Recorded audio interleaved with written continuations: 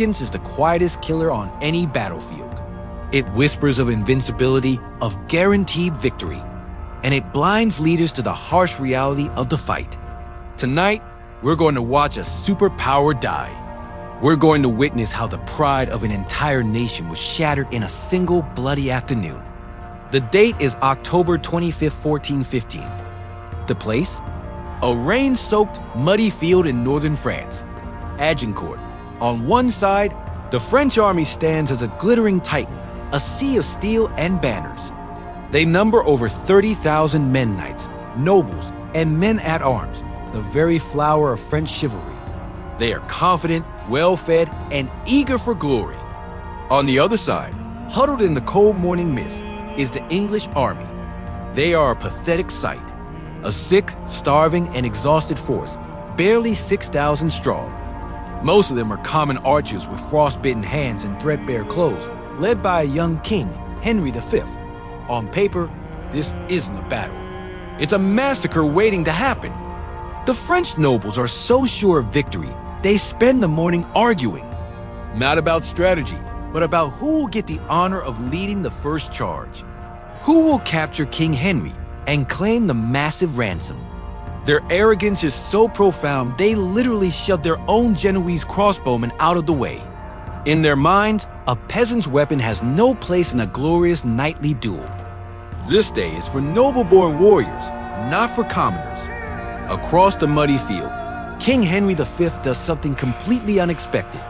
While the French bicker, he orders his men to work. They hammer thousands of long, sharpened wooden stakes into the soft earth, creating a deadly hidden fence right in front of his archers.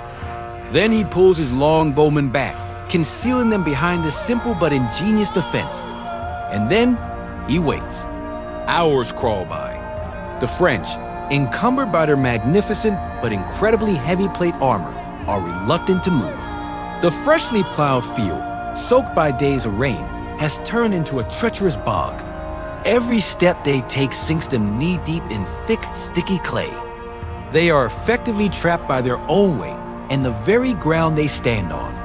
Their commanders can't agree on a plan. Some want to wait, others want to charge. The indecision is paralyzing. Finally, Henry decides to force their hand. He delivers the ultimate insult. He orders his archers to advance a few hundred yards, just into range, plant their stakes again, and then unleash hell. A storm of arrows, 10,000 at a time, darkens the sky.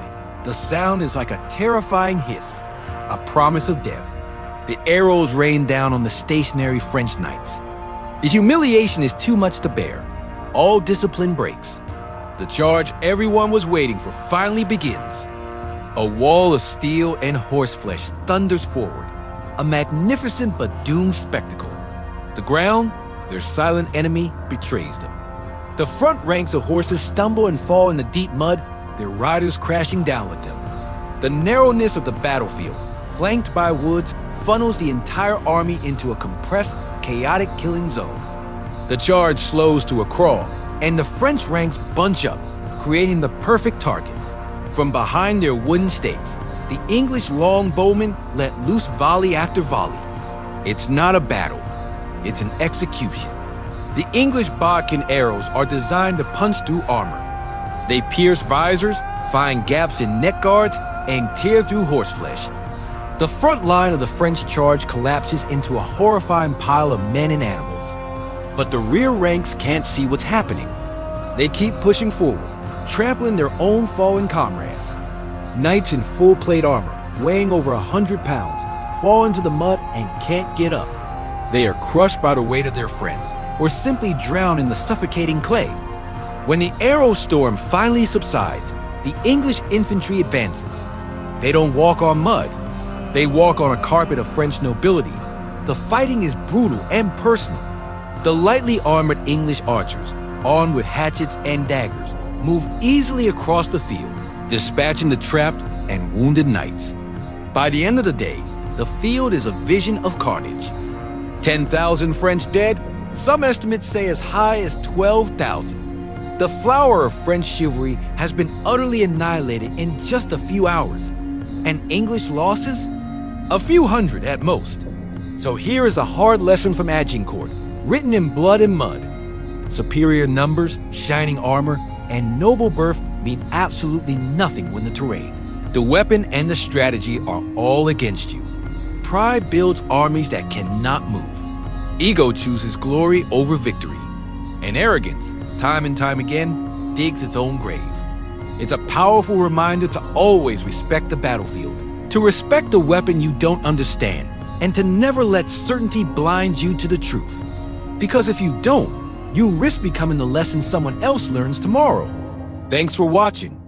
If you found this piece of history as fascinating as I do, make sure to subscribe, and hit that notification bell so you don't miss our next dive into the past.